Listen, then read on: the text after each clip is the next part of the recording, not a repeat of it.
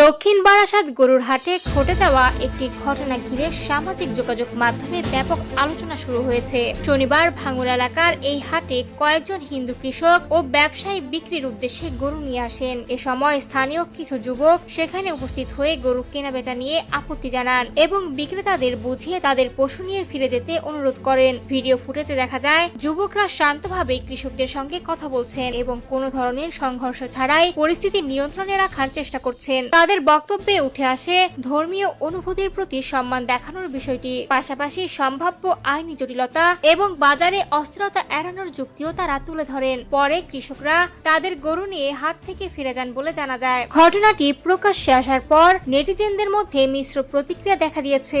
একদল মানুষ এটিকে শান্তিপূর্ণভাবে সমস্যা সমাধানের একটি উদ্যোগ হিসেবে দেখছেন। তাদের মতে কোনো ধরনের সহিংসতা বা উত্তেজনা ছাড়াই আলোচনার মাধ্যমে পরিস্থিতি সামলানো ইতিবাচক দৃষ্টান্ত হতে পারে।